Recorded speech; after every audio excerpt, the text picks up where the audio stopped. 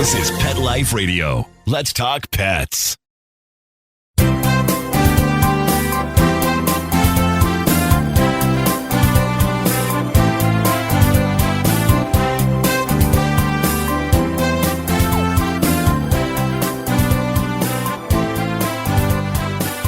And we have a thumbs up. So here we are live here on Pet Life Radio and on Instagram Live.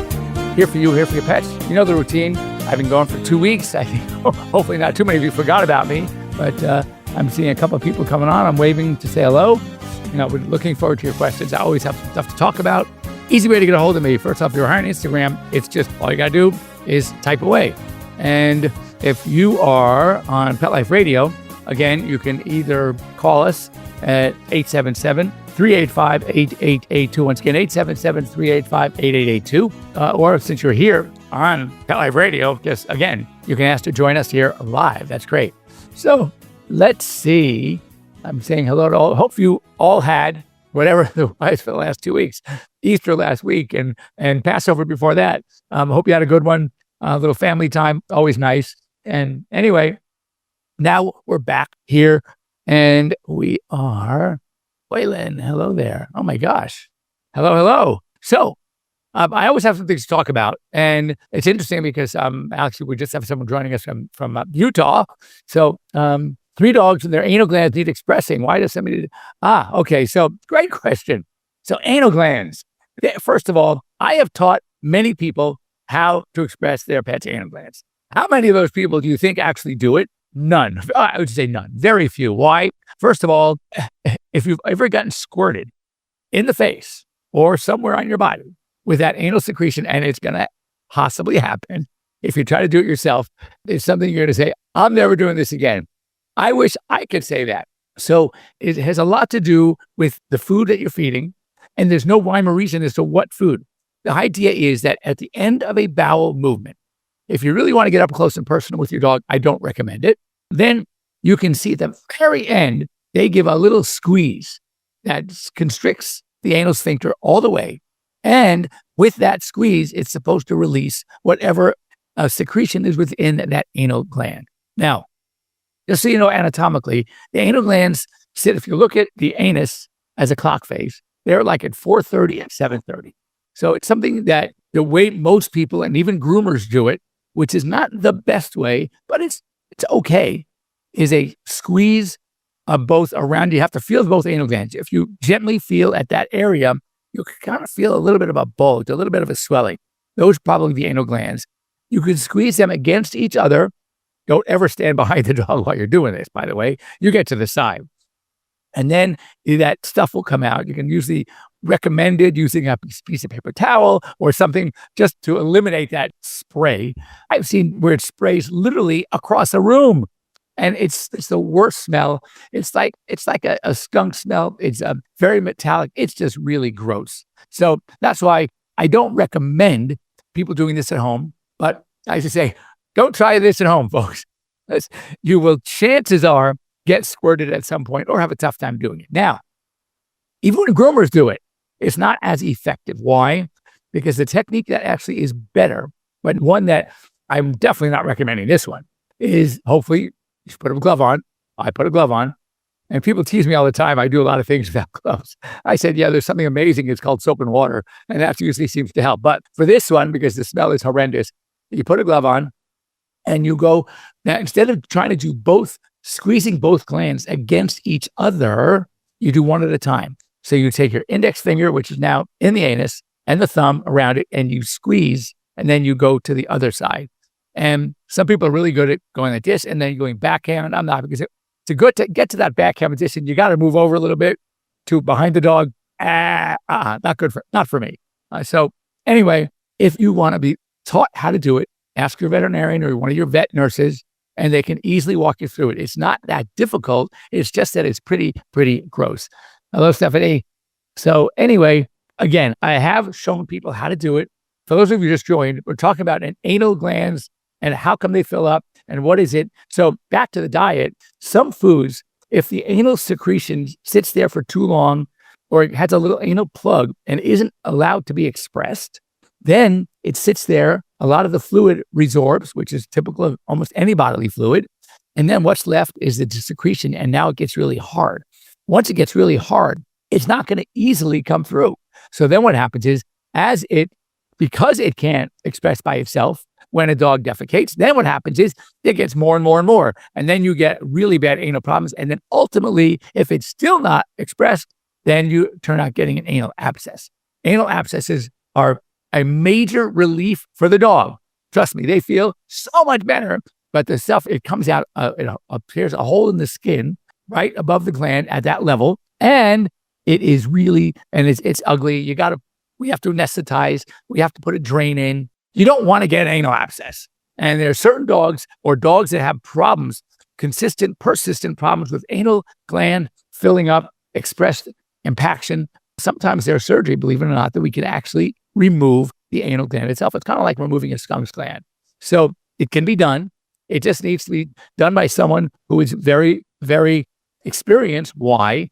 Because you've got to be very careful not to disrupt the sphincter muscles around the anus, or else that dog won't be able to do that squish anymore and control their feces, and that could be a disaster. So if you're going to do it, make sure your veterinarian knows how and what he or she is doing, or refer to a veterinary surgeon, but it's good.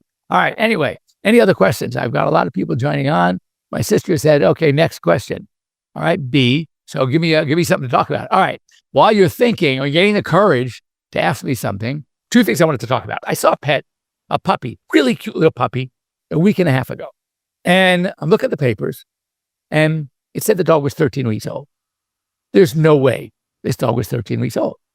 So I asked to see the papers and what they did, any vaccines, and they gave one set of vaccines. This dog at this point had to be maybe 8 weeks. I said, how long have you had the dog? She goes, 2 weeks. Well, first of all, so here's what got me thinking, and I've seen this before, and this is a warning for all of you. In many, many, if not approaching most states, it is now illegal to have pets in a pet shop, all right, do puppies or kittens. Why? Because they know that historically, these have been coming from puppy mills. And they're trying to actually stop out the puppy mills because the puppies that are coming from these places are really of poor quality. They're not cared for well, etc. So when I saw this from a breeder, now legitimate breeders are fine.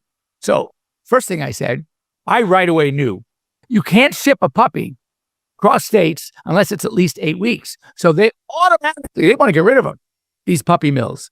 So they work with what they call it used to be called a puppy broker, a middle person. All right. But now what's happening is that broker is now a breeder. So they are getting these dogs from mills somewhere in the Midwest or wherever. All right. They're shipping them way too early. And then they're selling them as if they were the breeder. So simple question I asked, which is a very appropriate question, is so if it's a breeder, okay, what would you expect to see at that home when you go pick up your puppy? At least mom, right? And maybe some litter mates. So they say, oh no, it's the last litter, but where's mom? Oh, she's, we sold her to. BS, okay? They don't have mom. They don't have dad. Now, sometimes the male comes in from another, like a show dog. So the males, they get to bounce around. I can buy not having a male there. But how do you not have on an supposedly 8-week-old puppy, and you're taking away from mom, and you don't have mom there? It was too fishy. Nothing was right. And I told her, can I see the paperwork? And it came from somewhere in South Carolina, or I don't know, somewhere. I said, no, you were had. Now, fortunately, this puppy was in good shape. But just what I'm saying is be really, really careful. All right. If you want to get a bred dog, okay, they should have exactly, thank you. So this comes from arrowtciv.com. Help me on that one. But anyway, yes, breeders should always have the right info on mom and dad. Back in the day, when we got our first dog, and my sister Bethany remembers this one, his name was Thor. He had sheets a mile long of all the champions in his breed line. It was unbelievable. That should be available. And when it's not, or they can't even show you mom, then that's a big red flag. And then another question to ask. I really like to follow up on the health. So can you give me the name of your veterinarian? Well, we didn't. No. If you have a well-bred puppy and we're working with a real legitimate breeder. So, I see. So that's Victoria backwards. That's great. So Thank you, Victoria. You are correct. So if you are, dealing with a legitimate breeder, then they are going to have a veterinarian. Not only will they have a veterinarian, they won't have to look up the number. They will know, just like hopefully my clients know my number. They just know it. They know the name and number immediately. Why? Because legitimate breeders need a veterinarian. So when you don't get anyone who does not show a dog and breed a female 2 to 3 times at most, they're either backyard breeders or puppy mill. Because the breeder makes you fill out an application and they have a legitimate doctor testing. Thank you, Eloise. And this is true. So I just want you to beware. You got to be careful out there, okay? If you don't want, of course, my first choice, and I got 5 of these, adoption or rehome, things like that. Shelters, rescues. You hear that LA now, they're looking at cutting funding on some of our top shelters, East Valley, West LA, and Downey. And first of all, they're already in miserable shape. They need help. Now they're going to shut them down. So what's going to happen? There were 6 LA City shelters. Okay, so now there's 6, down to 3. So what's going to happen? All the dogs in there are going to be now going into the already overcrowded other 3. What happens in shelters, especially city shelters, when there's overcrowding? Who loses? Do we lose? In a way, we lose because we don't get to choose. But no, the puppies lose because now they put them to sleep. So I don't understand the logic. If anything, they should be putting more money into them, helping them, cleaning them up, and become even more adoptable. When I think of, and here another comment from Eloise. Now, Eloise, I got 2 of my rescues are from Eloise. Just so you know, Vicky's great. But I'm not against a true breeder. I don't want to see breeds disappear. No legitimate breeder meets you in a parking lot, which is so true. So you really have to, again, from some hot stuff, adopt. Yes, all of us, I think, could agree. My dogs are so adorable, and not one was a bred dog. So you know what? You can get fantastic. And I just saw a dog the other day that looks like 100% pure Australian Shepherd. It looked like it came out of an Australian Shepherd, cover of the Australian Shepherd book, right? And I said, oh my God, this dog is beautiful. Where'd you get it? The shelter. You see what I mean? You can get great dogs, and a lot of the rescue, and there are also, of course, breed rescues. So you can go to as well to see them at breed rescues. From Ivy Blue Eye, LA County is not staffing their shelters for 48 hours due to the labor union strike. One staff member, all right, for over 300 dogs. That's county, not city, but still. Any other questions or comments? Love your comments. Let other people see this because it's terrible for the dogs. Already, it's tough enough, but to cut down the amount of shelters in half, that means doubling the dogs in the available shelters that are still in operation. What's going to happen to these dogs? You know what's going to happen to them. So anyway, the goal here, let's shut down the illegitimate, the puppy mill breeders. They're not doing any service to anybody. You want to breed, do your homework. There are many really legitimate, good breeders out there. Again, for the more popular dogs, there are more of them. Yes, is it more expensive? Yes, it's going to be. But you're going to get a better quality dog. Or for saving lives and putting a big smile on your face, go to a shelter, go to a rescue. There are really, really great dogs out there. All right, we're going to break. When we come back, I want to talk, my dog's an Akita. He was a rescue. That's not a breed you see every day, but he was a stray. You see? And that's true. You recommend or believe in CBD. All right, we'll get to 4th of July coming up. We may have to do that one next week, but I want to talk about summertime, warm weather, and get you sort of accommodated, some tips to you so you know how to protect your pets during the hot weather. Don't go away. We're coming back after these short, brief messages from Pet Life Radio. Don't go away.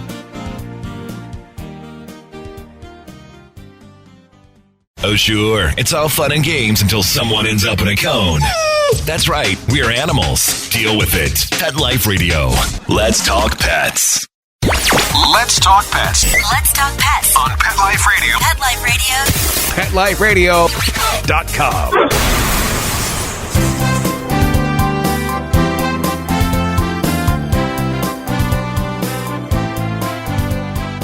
Hey, we're back here live on Pet Life Radio as well. We're just starting to talk about summertime and that the increased heat coming across the country, what we're going to see. I would have known it yesterday. It was pouring rain yesterday here in LA, but it's a nice day today. So, okay, the important thing is most of us sit around a little bit more during the winter, okay? Put on those extra few winter pounds. And guess what? Because of that, it happens to dogs as well. So we want to get them back in shape. We want to get them exercising. You're going to see longer days. It's really nice. It's great. Let's go. Let's do it. You get into the south and the southeast with the humidity, even up in the northeast, it's hot all day and night. So it's like, what do you do? And what does it mean if your dog is in pain and then acts fine a day later? We'll talk about that. So one of our visitors here is at veterinary school at Midwestern University in Arizona. Give me a thumbs up. Let me know how things are going.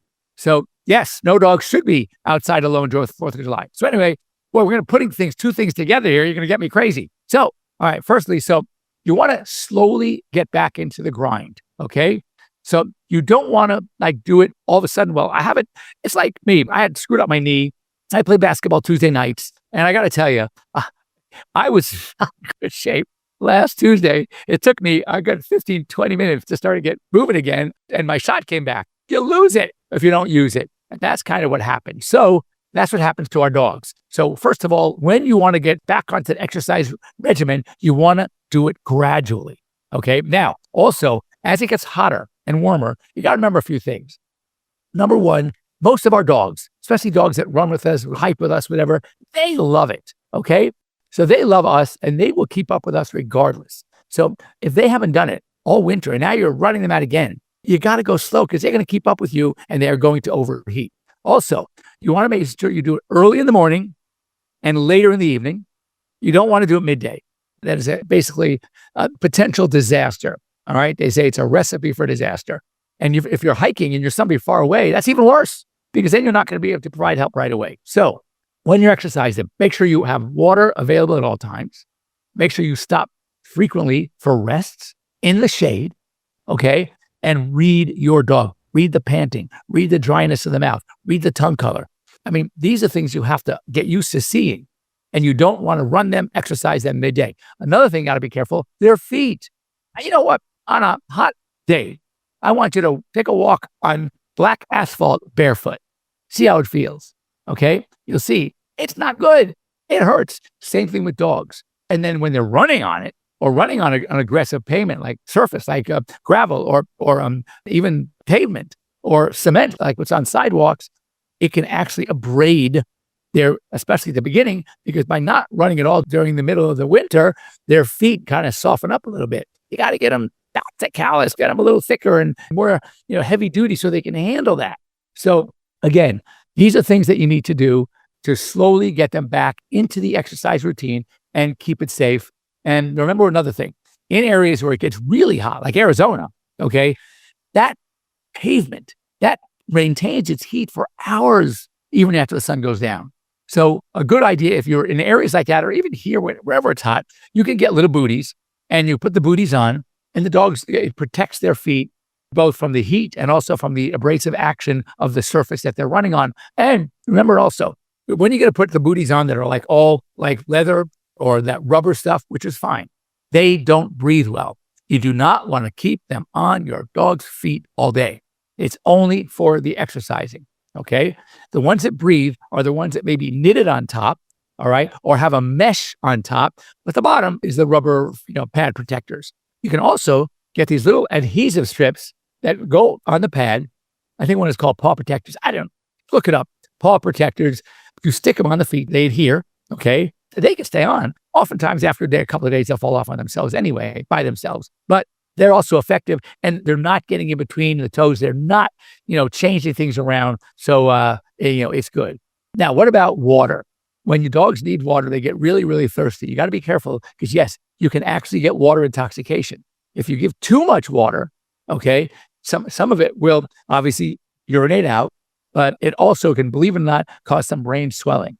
So it's very, very important. And then when you look at ocean water, and right now we have a comment from Roland, and that is Roland is saying, what about ocean water around LA? So first of all, you have the algae. That's very important. We have a lot of dolphins that are dying and sea lions, whales. You get really careful. Blue-green algae is potentially toxic, but also ocean water. Ocean water is salt, has a lot of salt content. So when you ingest a lot of salt, it retains the fluid. When it gets into the bloodstream and the brain, okay, it causes brain swelling. So these are all things, simple things you just got to be aware of. If you have a dog that loves being in the ocean, be really careful. If you love a dog that also the sand. You're playing fetch in the sand, okay? They pick up that ball or that Frisbee. I want to know what dog, before they put it in their mouth, they wipe off the sand. They don't. So what happens is they ingest it. And ultimately, if they get too much in any one time, it doesn't mean one bite or one chew. It means one afternoon, they can get what's called sand impaction. And that is often a surgical disease too. Elchanan says he's got his puppy Crocs. They have little holes in them. So Adam, hello. Adam's here. Adam, number one veterinarian, the best. So Adam, hope all is well. If you have anything you want to add, Adam, chime in. This is a great time. So you got to be careful with too much drinking water, ocean water, which is then very salty, sand impaction. So all these things, this is all possibilities when it comes to hot weather. We're out with our dogs, we're running them, we're hiking them, we're having a blast, okay? But there are potential hazards that you need to be aware of and prevent them.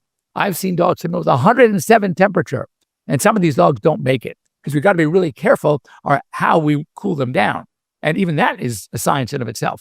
And by the way, things have changed dramatically. From the time I started practicing 40 years ago to now, how we work with them, huge changes. So now that there's specialties in emergency medicine and critical care, we are learning so much more about things like this. So it's very important. Every morning I have a spoonful of organic coconut oil. My dog is just having some too.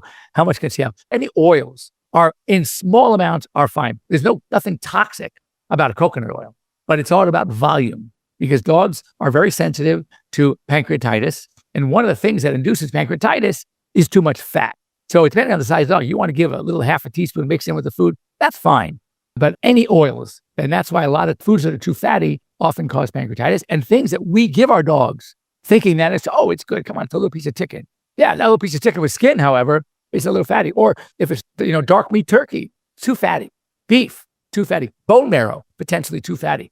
So that's why you really want to be careful. Should we keep them out of the LA Ocean? Right now, yes, I would keep them out of the ocean, LA water. That would be, that's important. Now, we have a few minutes to talk about 4th of July, and we'll talk more about it as far as what to do when 4th of July hits to keep your dog safe. But I'm going to do a quick little blurb on how to potentially change your dog's behavior about fireworks. Now, as with anything else, a lot could be harmful, but a little teeny bit is okay.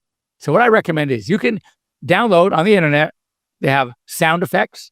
You can get thunder, lightning. You can get 4th of July fireworks. You can get construction trucks. There's so many things that you can get online.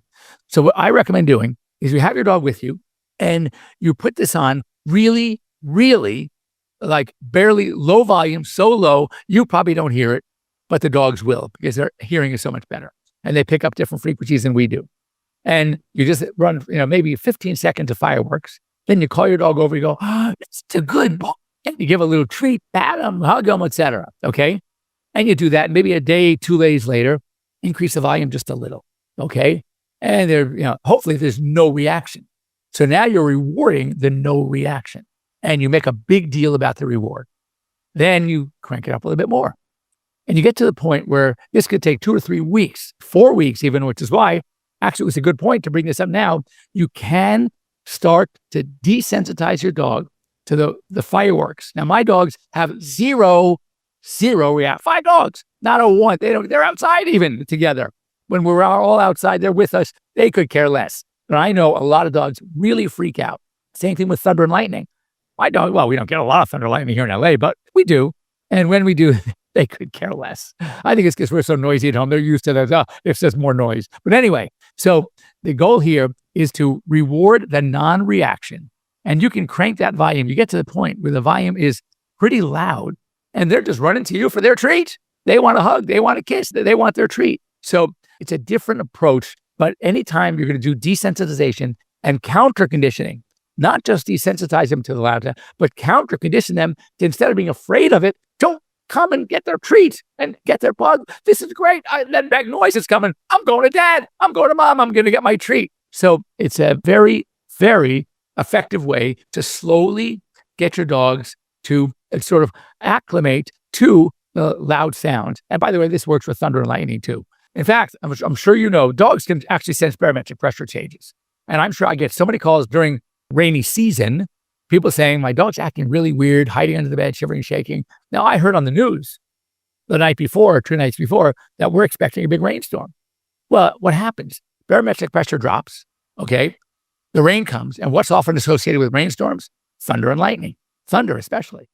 So they already talk about desensitizing. Now they're the opposite. They're sensitized because they now make the association when that change in barometric pressure hits, a day or two later comes that loud sound that they're afraid of. So they start shivering and shaking and hiding under the bed just at the beginning, like 2 days earlier, 3 days earlier. So anyway, and yeah, that's right. Remember, to a dog, food is a paycheck. And this is Eloise, by the way. Ricky's a phenomenal trainer. So when you want to desensitize, you want to treat, you want to make it fun. And also one of the things, the opposite, and so many of us do, it's really funny. When you're mad at your dog, okay, I always tell people, if you have a negative command, like a no, quit, whatever it is, you don't use their name. Why? Because you train them as puppies to when they hear their name to come to you so you can give them lots of hugs and kisses. But if they associate their name with a negative, so now when you call them, they're going, oh, what did I do? What did I do? And they run the other way. So, and it's so hard. It's so natural. I do, Tommy, cut it out. Well, I have to learn to do just cut it out. Stop, whatever it is. Because you want them to respond favorably to their name. You want them to come when you call their name, and you make it a positive attention. So you don't want to associate it with something negative. So that's another little tidbit to keep your thought process going. Anyway, there's a request to be on live. Lauren, is that real? Give me a thumbs up and we'll have you come on live. A lot of times people hit that button and they don't really mean to hit that button. But otherwise, I'm so easy to get a hold of. Anyway, that's all we have time today. I'm celebrating going to my second oldest grandson is turning 6. And we're having a party for my kids, are throwing a big party for him. And that's it. So any dog in the Inland Empire, somebody do. All right, that's a good thing. Some hot stuff. Vicky, I hope you see that.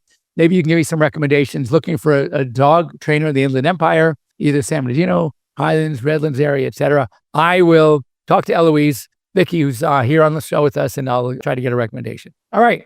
Anyway, if you need me during the week, you don't have to wait till Sunday, especially if you have a problem. If you have a problem that's real, just get a hold of me here on Instagram. And also, everyone, those of you on Instagram, I know that people benefit from this because I hear it all the time. If you have friends that have pets that you think could benefit, have them follow me, because then they'll get the alert every Sunday morning to come on the show and I can help them out, hopefully. And plus, even, as I said, you don't have to wait till Sunday to get some help if you need your help. All right. And here on Pet Life Radio during the week, Dr. Jeff at PetLifeRadio.com. The messages come to me. I will be happy to answer. Eloise is going to do some research for the trainer in that area. Thank you. Yes, we'll message you, Eloise. Vicky's working on it. Okay, I think that's it. So again, see you next week. We'll talk a little bit more about, as we get closer to the 4th of July, we'll talk about the dogs that didn't acclimate. You've tried this and it didn't work, and they are literally miserable, trying to escape, becoming aggressive, becoming destructive. So we'll talk about it as well. And other than that, guess what? Keith, thanks for joining me. We'll see you guys next Sunday. But during the week, if you need me, you know how to get hold of me.